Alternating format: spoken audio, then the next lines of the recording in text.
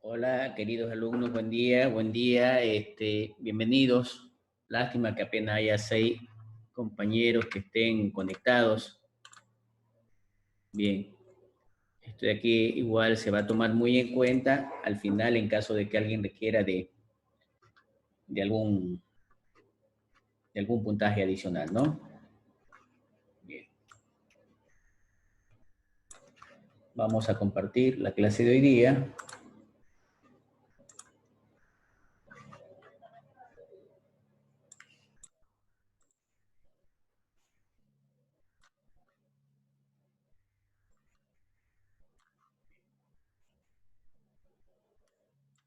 El día de hoy vamos a hablar sobre la ética.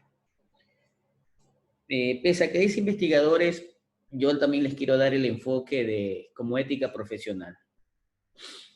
Es muy importante dentro del campo profesional porque hacemos el ejercicio técnico, ofrecemos nuestros servicios y el mismo hecho de dar solución a un proyecto, a un problema, es investigación. El conseguir materiales es investigación. El hacer una proforma es preparar un documento y más que todo, si actuamos de manera transparente, partiendo de una proforma original y no de la que ya envió algún cliente, para nosotros sacar provecho de esa licitación de ese proyecto. Es decir, muchas veces se estila en el mercado que dice, mira, Pepito envió esta proforma y va a cobrar $2.500, bájate un poquito para poder dártela a ti. Eso sucede bastante, tengan mucho cuidado, hay que ser de ambas partes, o que nos entreguen a nosotros una proforma de alguien que ya entregó, o que entreguen la nuestra. Entonces, ahí lo dice, es muy peligroso asumir que todos los profesionales hablen de ética. Lamentablemente hay que decirlo así y ser bien enfático. No hay un alto índice de ética profesional en el campo en la que nos desenvolvemos. Los índices son bajísimos del profesional, del investigador que trabaja con ética. Veamos, sin embargo, algunos fragmentos de lo que nos dice allí esta lección. Dice, la mala conducta en la investigación, fabricación y plagio es un problema en la comunidad actualmente, con capacidad de dañar exactamente a todos. No solo lo estoy repitiendo, lo acabo de manifestar al inicio. Es algo que día a día se da, por eso vemos las situaciones de corrupción. Continúa diciendo, los niveles de mala conducta parecen ser más altos. Esto refleja que es un incremento en la incidencia del fraude o mayor esfuerzo por parte de todos quienes hacemos ejercicio profesional, de todos quienes hacemos investigación.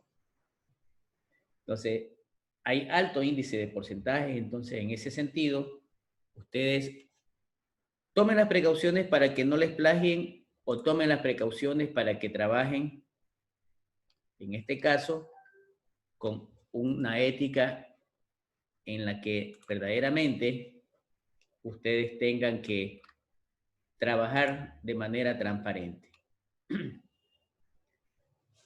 Para ponerlo más claro, la ética me implica o soy transparente o no lo soy. Es decir, hago el bien o hago el mal. En este sentido, hay que considerar algunos ámbitos. Por ejemplo, dice, un tendero astutamente cambia la fecha de caducidad de los productos alimenticios para poder mantenerlos más tiempo en el mercado, perdón, en el anaquel. ¿Es un plagio no intencional? ¿Es un plagio intencional? ¿Es falsificación de datos o conflicto de intereses? A ver, ¿qué dicen ustedes? Primera, segunda, tercera o cuarta opción. Intencional, no intencional, perdón, intencional, falsificación o conflicto. El tendero que le cambia la fecha. La número 3 dice Anderson. Bien, parece que nos vamos con las 3. Bien. La segunda, un estudiante copia párrafos de un libro de texto para responder preguntas en una tarea porque piensa que está bien hacer eso. Ya escogimos la 3, o bueno, podemos escoger cualquiera de ellas. La número 2, plagio intencional. La 1 dice Santiago, plagio no intencional. Bien, volvamos a leerla. Copia párrafos de un texto para responder preguntas en una tarea. ¿Sí? Copia texto. Si él copió, piensa que está bien hacer eso. Entonces, ¿es intencional o no intencional? A ver, reafirmen, por favor. Vemos que hay más opciones. La 1, vamos a dejar la 1. Un estudiante no estudió para su examen y copia la respuesta de su compañero cuando nadie lo ve. ¿Cuál es? La número 2, ¿verdad? Y cuarta, un profesor está en el comité de selección para una beca para la que está compitiendo su sobrina. Es decir, él es parte del comité y está compitiendo un familiar. ¿Cuál sería esa? Bien, eso se llama conflicto de intereses. Comprobemos, efectivamente, todas son acertadas. Podemos observar en estos ejemplos que estamos tomando temas de actividades comerciales como las del tendero, de estudio, en este caso de 2, de la parte tercera de un concurso, que también netamente profesional. Por eso les hablaba de manera general de lo que nos encontramos, dentro del mundo en que nos desenvolvemos. Ustedes están en quinto nivel, de a poquito van caminando hacia la obtención del título de ingeniero. Yo siempre les digo a los estudiantes, a mí no me interesa la nota que saquen, a mí me interesa que aprendan. ¿De qué me vale que un estudiante pasó con buenas notas si no aprendió? Cuando es profesional, sucede que no va a demostrar lo que el cliente quiere que le solucione. Y a veces nosotros preguntamos, y me ha pasado, y le digo, ¿cómo es que te graduaste? Yo la verdad no confío en ti como profesional. Ya hablando como profesional, no como estudiante. Entonces, son estas situaciones que tenemos que empezar a establecer netamente nosotros dentro de el ámbito laboral. Veamos algunas fallas éticas.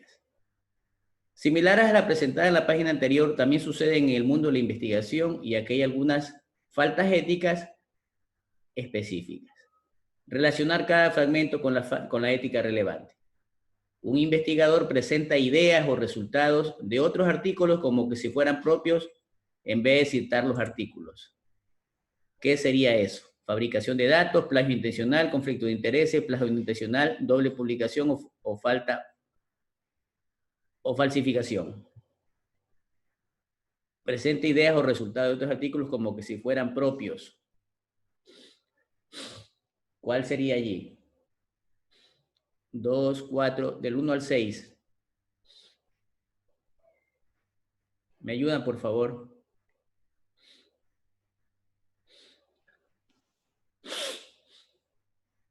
A ver, por favor, vamos respondiendo. Qué bien ese Andrés, todo formalito. Qué bueno. Vas por buen camino. Lo mismo Pablo. Ya ha mejorado Santiago. De pronto una corbatita. ¿Sí? La número 2. Plagio intencional. Un investigador estudia los efectos de la salud de un medicamento. Es dueño de acciones en la compañía que produce medicamentos. Investiga y es dueño de acciones. Esa está bastante clara. ¿Cuál sería esa? 1, 2, 3, 4, 5, 6.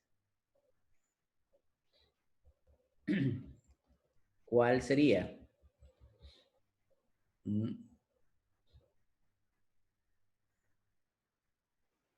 Él es dueño de la empresa y informa resultados.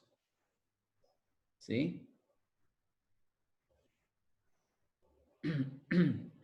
Fabricación de datos, no. Bien, entonces se llama conflicto de intereses. Bien, es conflictos de intereses. Un investigador refiere extensamente trabajos pasados y accidentalmente utiliza mucho del texto original de estos trabajos en su propio artículo. ¿Sí? ¿Cuál sería eso? Sería un plagio no intencional. Un investigador cambia los datos obtenidos en su experimento para que la pregunta de investigación sea respondida favorablemente. Es decir, esa está bastante fácil. ¿Cuál es? ¿Cuál es esa?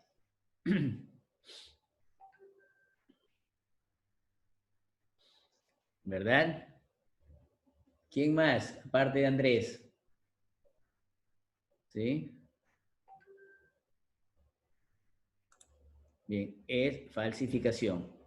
Un investigador inventa datos para un experimento sin haber realizado dicho experimento. Inventa datos. ¿Sí? Inventa datos. ¿Qué está haciendo? La 1 dice por allí Andrés. Un investigador hizo modificaciones menores a un artículo. Hizo modificaciones menores a un artículo que ya fue publicado y trata de publicar el artículo modificado. ¿Cuál sería eso? La número 5. Bien, vamos a ver. Bien, entonces, miren los eventos que estamos analizando. No se olviden de esto, no les envío a que vayan a aprenderse de memoria, pero sí tengan presente de cómo nosotros podemos determinar y establecer todo este sinnúmero de eventos, que aquí lo estamos viendo en una hoja de electrónica, por llamarlo así, de un enlace web. Lo estamos viendo de una manera virtual, pero esto se da en la vida profesional. Esto se da en la vida profesional. Incluso hasta falsificación de títulos. Falsificación de títulos. Bien, veamos resultados de fallas. Ahora hay que completar los enunciados siguientes. Cuando se encuentra que un artículo bajo revisión de pares, es decir, que lo están revisando, resultó de una investigación que no fue realizada éticamente, el artículo puede ser, ¿qué puede ser? Rechazado, ¿sí? Anulado, ¿verdad? Cuando se encuentra que un artículo publicado resultó de una investigación que no fue realizada éticamente, el artículo puede ser,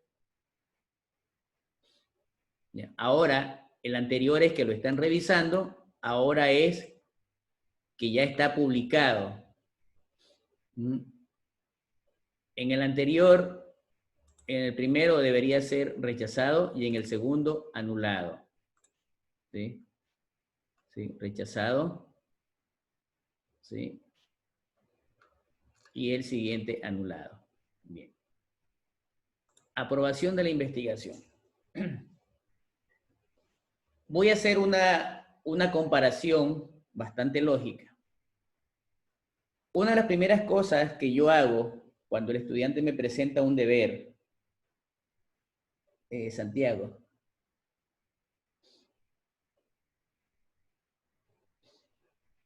Bien, la pregunta es buena, Santiago. Bien, dice,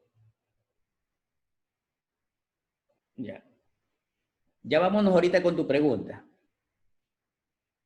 Si yo me invento datos en un trabajo de investigación, en una tesis, primero hay que ver si se dan cuenta, porque a veces es tan perfecta el invento de datos que todo me cuadra, todo coincide.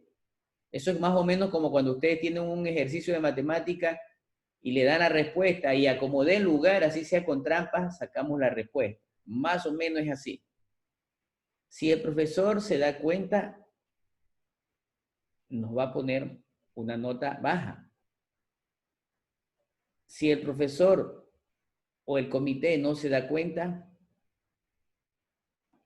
y hablando en el término del ejercicio de matemáticas, me va a poner buena nota.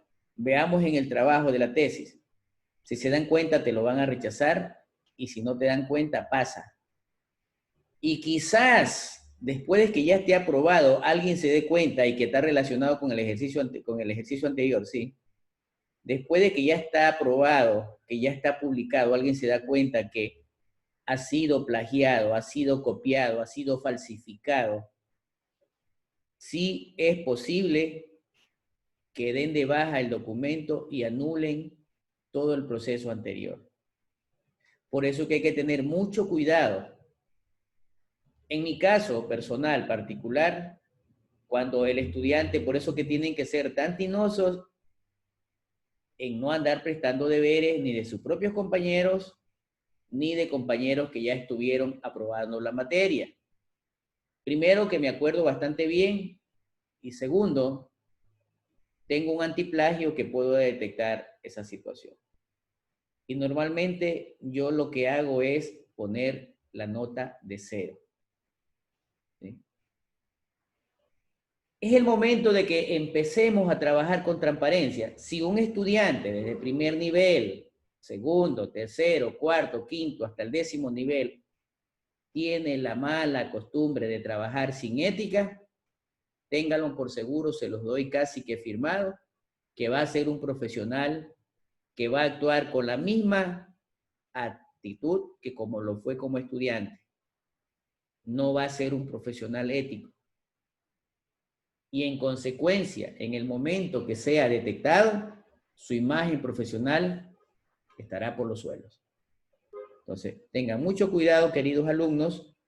Miren que les estamos dando prácticamente ciertos tics, no solamente que estemos viendo la materia de ética profesional, ya los estoy ahorita orientando en este sentido con las publicaciones en la investigación.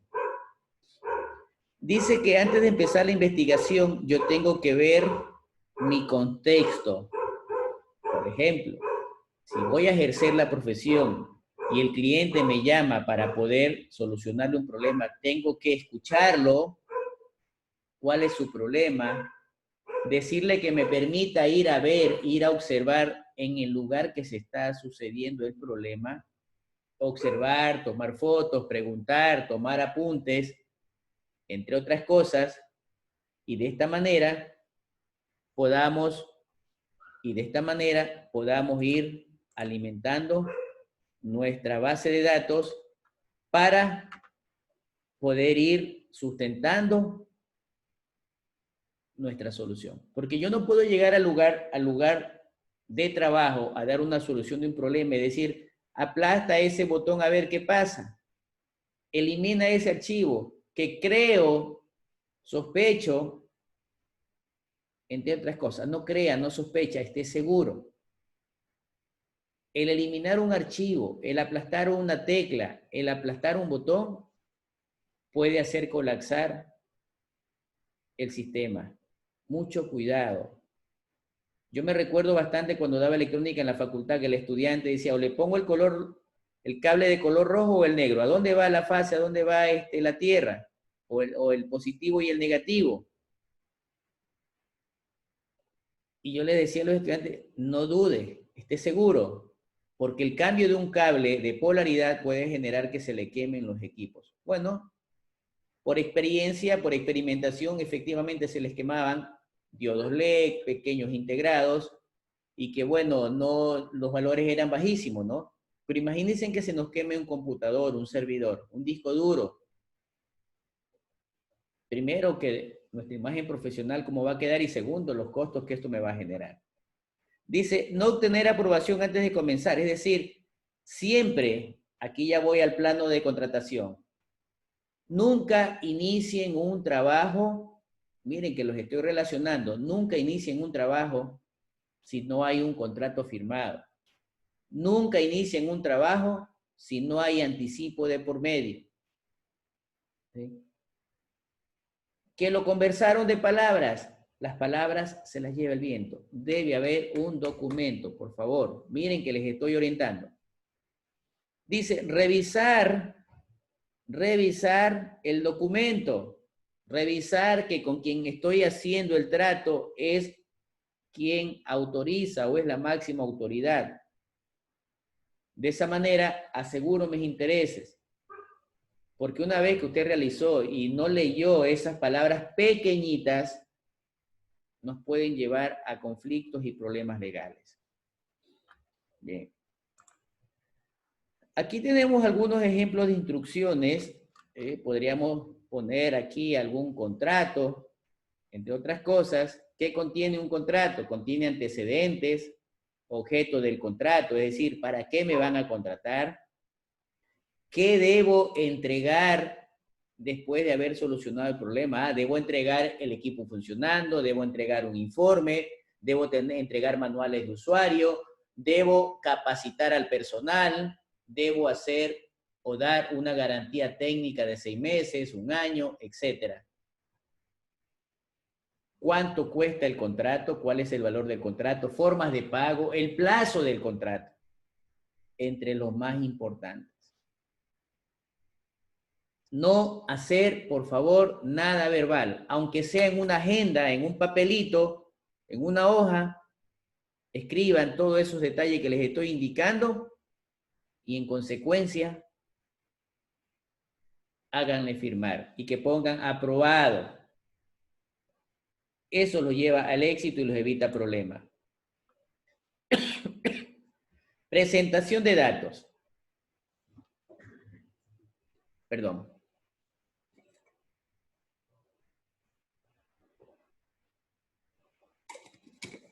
La presentación de datos yo las voy a relacionar como cuando ustedes ya solucionaron el problema en el trabajo al cliente. No muestren que ya solucionaron el problema hasta que no esté seguro. Haga pruebas. Usted con su equipo verifique, incorpórele fallas para ver si efectivamente está funcionando bien. Una vez que ya esté seguro, ahora sí, presente, llame al cliente, está listo, llame al responsable, mira, ya funciona. ¿Sí? Como dice ahí, tengo que incluir todos los datos. ¿Sí? Tengo que incluirlos todos. O me da opción solo los que apoyan la tesis o solo los importantes. Las tres son importantes para mí en este momento. Muy independiente de cuál es la pregunta correcta. ¿Por qué? Siempre nosotros decimos, depende. Si cojo la 1, la 2 o la 3. Si me conviene, incluyo todos los datos. Generalmente, esto es como el matrimonio. Esto es como el noviazgo. Esto es como la amistad.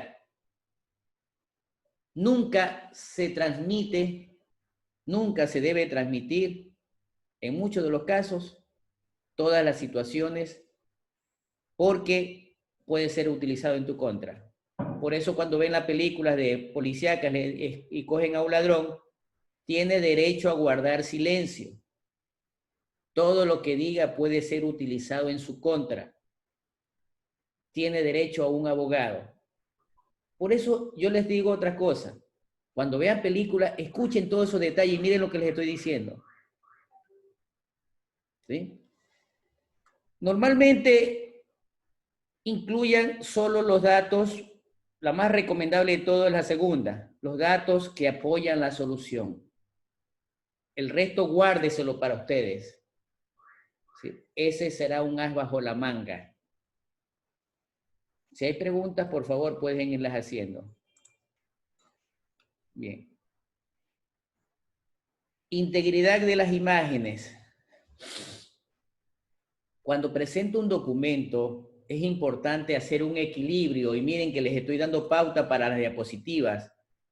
Deben hacer un equilibrio. Que no haya ni mucho texto ni mucho gráfico. Que haga una combinación para que no aparezca solamente un copy-pega de puro texto. Un gráfico con palabras referenciales. Que tengan buena resolución, que se entienda, que la letra se pueda entender y se lea, que no haya dificultad para leer, que los colores de fondo contrasten con las letras o viceversa. Deben ser imágenes íntegras, ajustarlas de tal manera, no que es el color que a mí me gusta, es el color que le debe gustar al cliente. Si el cliente me dice, quiero que me pinte la oficina, ¿por qué no la pinta de amarillo? Mire, soy barcelonista. A la final el cliente es MLCista, quiere que se la pinte de azul. No, si no es amarillo no le hago el trabajo, entonces vaya, se le va a decir el cliente. Entonces, el servicio es para el cliente, el producto es para el cliente, no es para nosotros. Compartiendo datos. Bien, lamentablemente me remonto al inicio. A veces nos da miedo compartir datos, compartir trabajo, compartir información, compartir conocimientos, porque no sabemos qué tan transparente o ético es la persona que le voy a dar la información. No sé si les comenté a ustedes hace algunos años, unos colegas consultores me pidieron prestado que si les podía facilitar las diapositivas de las clases porque necesitaban para orientarse, sí, para orientarse, para dar una capacitación. Yo, sorpresa, cogieron mis mismas láminas y no pudieron sacarle el nombre de José Basurto ni de Consultoría y Construcciones, porque yo las encripto. Y viene uno de los asistentes al curso, me dice, profesor, me dice, y Pedrito está utilizando una diapositiva de ustedes. ¿En serio? Le digo, sí. Y yo le dije que esas diapositivas eran suyas. Él dijo, no son mías, pero ahí está el nombre del ingeniero. Entonces, es complicado compartir información, y más aún cuando no se reconoce. Cuando yo ocupo una información que no es mía, yo le pongo el dato y le pongo tomado de, pongo la fuente y el autor, no me estoy adueñando de algo. Entonces, hay que ver cómo se comparte datos. Doble publicación. Esto lo comparo con la clonación. ¿Sí? La clonación es una fotocopia de un original y que muchas veces se nos duerme el diablo. Otra anécdota de las tantas que tengo como profesor. Hace 3 o 4 semestres,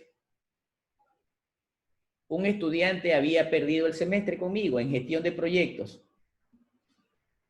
Bien.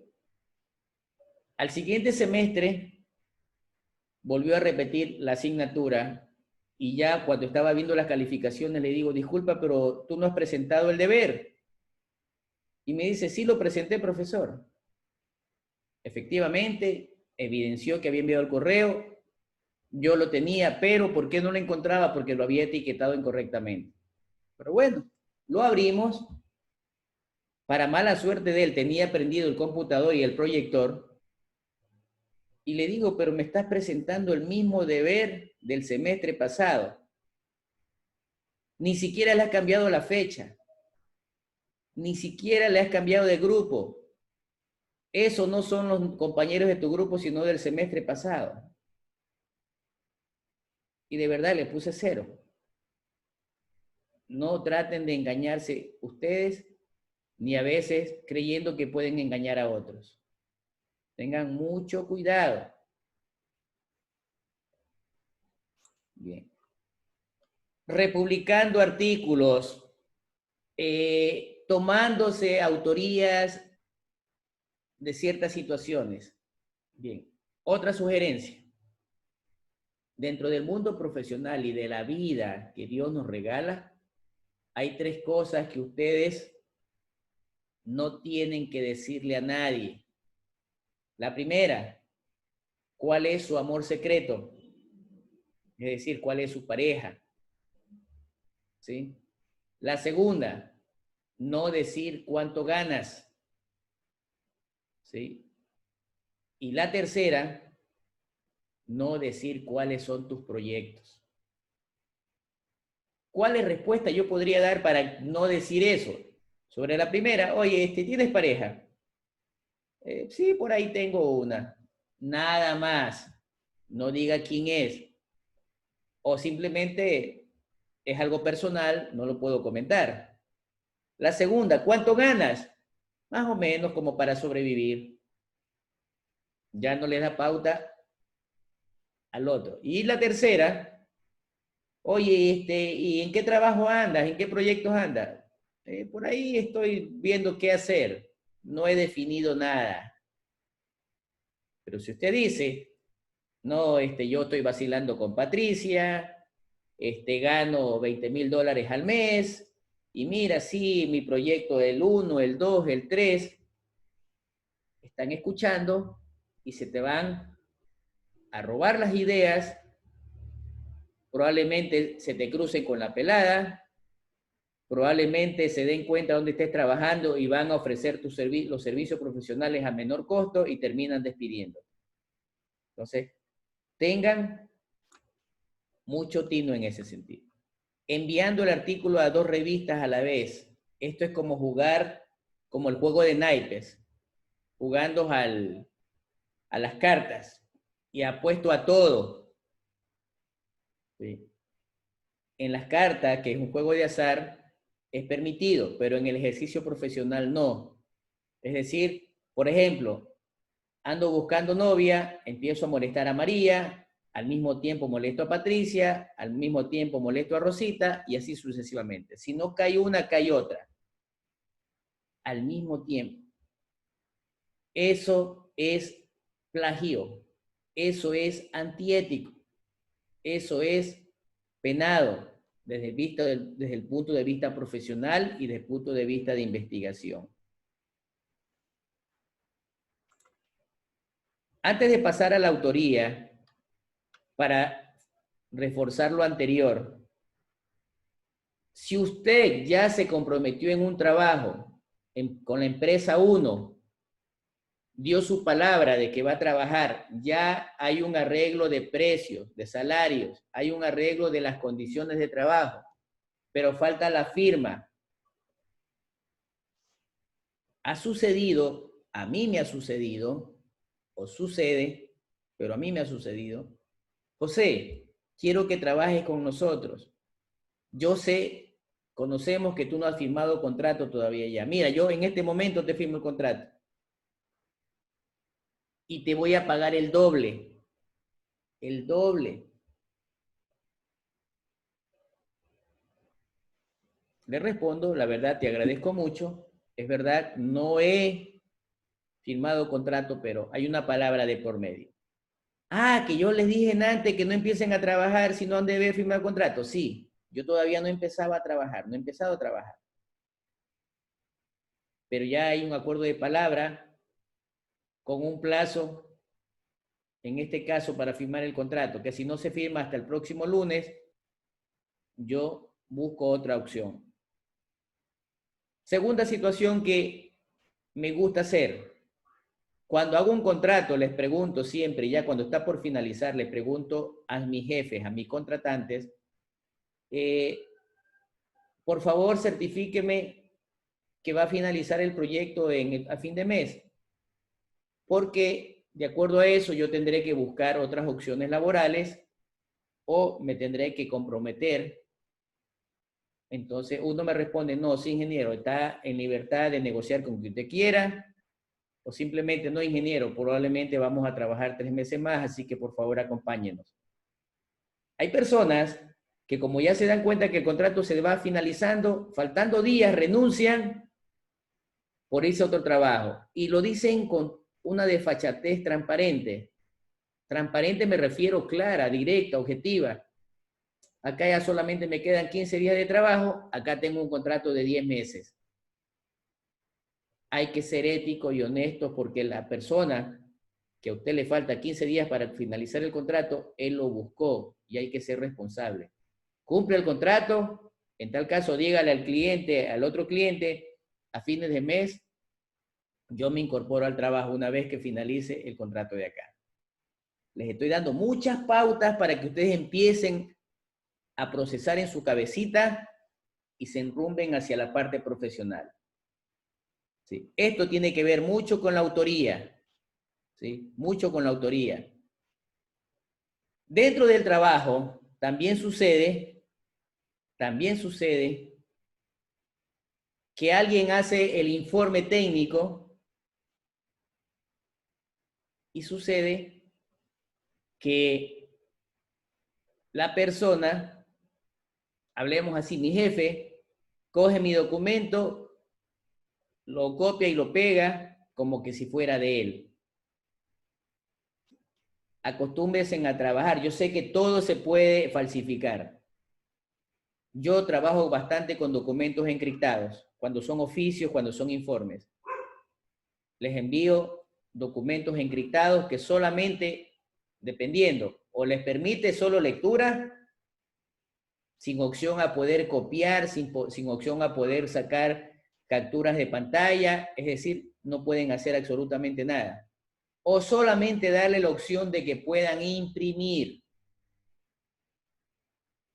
Porque si él ya quiere enviar, ya entonces tienen que enviar mi oficio y se dan cuenta quién es el que lo hizo. Es decir, para que se respete la autoría.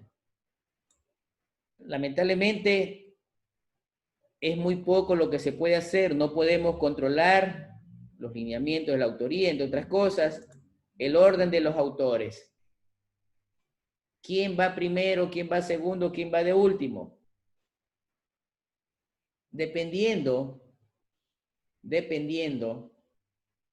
del tipo de trabajo. Pero el que va primero es no el jefe, sino el que más aportó en el trabajo. Si hay algún profesor, por mucho que sea profesor, por mucho que tenga maestría, por mucho que tenga doctorados, siempre va a lo último. Repito, de primero va el que más aporta y de último, si es que está un profesor, va el profesor. Y si no está el profesor, va el que menos aporta. Si todos aportaron iguales, ponerlos en orden alfabético. Miren que les estoy dando las pautas. Bien. Esto, la autoría del supervisor, me refiero al profesor. Lamentablemente, en la facultad hay profesores que se escogen los trabajos de los estudiantes y se ponen de primero. Eso es conflicto de intereses, eso es antiético. ¿Qué es un conflicto de interés? Un conflicto de interés es cuando yo soy juez y parte. Cuando yo soy juez y parte. Por ejemplo, voy a organizar un concurso y yo también participo. Otro ejemplo, voy a hacer una rifa y yo compro la mayoría de los números. Eso es conflicto de intereses. Bien, queridos alumnos, hemos llegado al final de la clase. Estamos siendo bastante breves, cerca de 30, 40 minutos, pero explicándole de una manera práctica para que ustedes se vayan enrumbando. De todas maneras, ustedes tienen en la biblioteca el archivo número 6, tienen esta documentación. Bien. ¿Alguna pregunta? ¿Alguna pregunta, queridos alumnos?